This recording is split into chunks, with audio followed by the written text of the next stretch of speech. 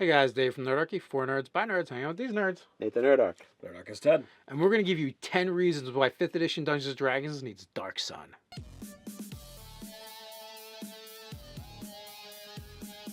Jump down in the description below where you can sign up for Nerdarchy, the newsletter, get weekly gaming tips, as well as learn how to game with us.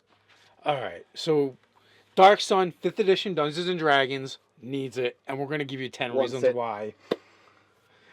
Alright, so first and foremost, it's the only real post-apocalyptic fantasy setting that's out there. Yeah, essentially, the bad guys have won, and the world is in the crapper. That pretty much sums it up.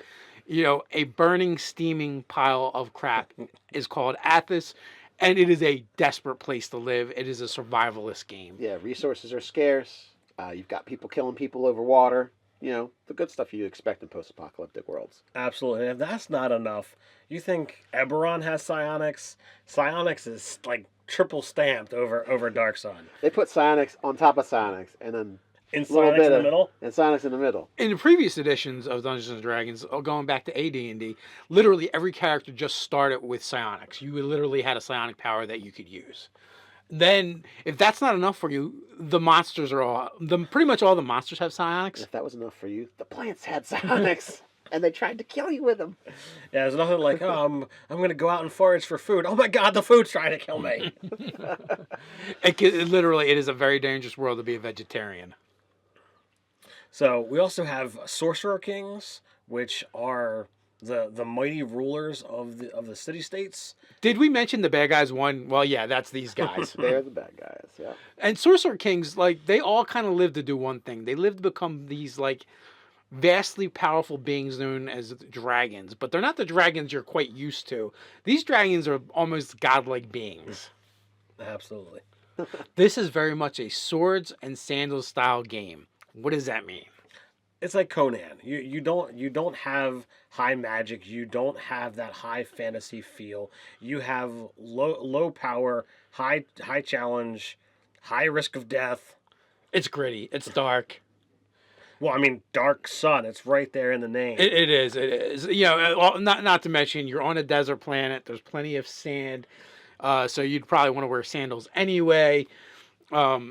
There's also gladiatorial combat. It's very much a part of the world. Slavery is very much a part of the world. It is a bleak place. Death is a common thing, and for many of the people there, it just happens. Next, we have unique races. You like the Goliath? Well, you can thank Dark Sun for that. That's where they started. They're called half giants, and they're pretty much used for many different things, requiring a heavy amount of strength. There was also the Mul or Mule, depending on how you wanted to pronounce it. I even though I know racially the term mule comes from half-breed because they are literally half human, half dwarf, I just like the term mule better. It sounds better. You don't want to think about a donkey with floppy ears. But, you know, a Mul or Mule, as the case may be, is a half-breed between a human and a dwarf, and they're sterile. They can't reproduce. But basically, they have the stamina of a god, and they are physically superior. They're a great slave race. And they are completely and utterly hairless. But if that wasn't enough, you could also play an Aarakocra or a Thri-Kreen.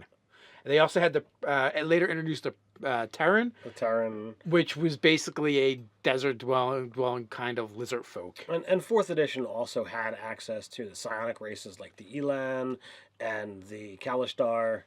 Yeah, maybe in town in the 3rd edition they started, not Kalishtar, I don't think, but there was Minadad, Elan.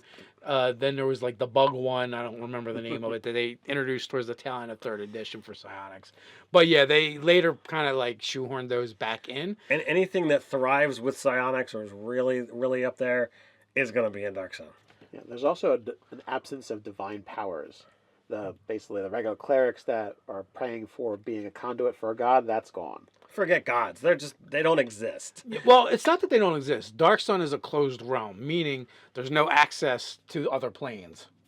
And in their space, they have elemental powers. Clerics with elemental powers rather than the divine powers. So the Sorcerer Kings that we mentioned earlier, you know, that they have agents that they can give power to. Yeah, known as Templars. Magic isn't quite the same in Dark Sun as it is in other worlds. Where other worlds, it might be low magic or high magic. Dark Sun is like side magic because Sideways. we mentioned it's post-apocalyptic, and the world was devastated by the actual use of magic. They have something called defiling in Dark Sun, which means you literally use the life force energy of the world to power your spells. And if you're not careful, you actually defile the land. So actually, everybody hates magic users. Even the magic users that try not to do that stuff. Because it literally, you can create spots where nothing will grow for 100 years just by casting a spell. Pretty suck. And magic items are also not very common at all. So we mentioned that this is a gritty world. Well, it's so gritty that when you are in character creation phase, it tells you to make 3 characters because they're gonna die, so that you've got another character ready to go. When that one's out, you just slide in the next one, and hey, I'm gonna continue. Yes, Dark Sun introduced the concept of character trees. It's awesome. So number 9. As well as unique races, there's also a big difference in the races that you're familiar with. Elves, dwarves, halflings, they're all very different than what you'd imagine from a normal Forgotten Realms or other type of campaign. Also, I think something that's glossed over too. Humans all have like small aberrations and mutations to them.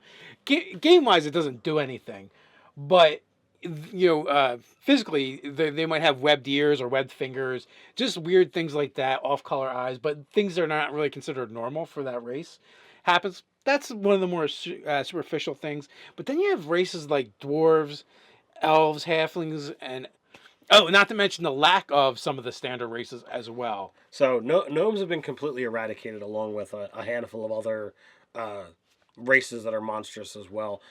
Halflings, they have descended. Nate says it's not quite cannibalistic because they don't eat other halflings. They just eat anything else. Do they prefer elf meat? Was that what it was? Thri-Kreen prefer. Thri-Kreen? Okay. Yes. Yeah. Elves are desert-running nomads. Dwarves no longer dig in the earth nor live underground, and they have this unique trait called a life focus, which if they die before fulfilling it, they do fear coming back as ghosts. So we talked about races being exterminated, and that's the number 10, the cleansing war.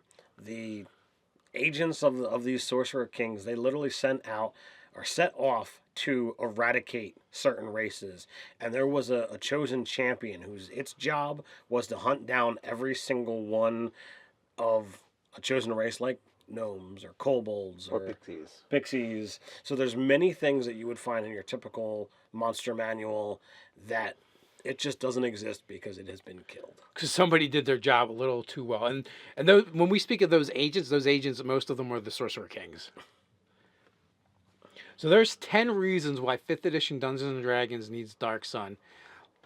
Let us know in the comments below what you think of Dark Sun for 5th edition Dungeons and Dragons. While you're at it, like, share, and subscribe. You can patronize us in a good way over on Patreon. You can hang out with us over on Facebook. So until next time, Stay nerdy.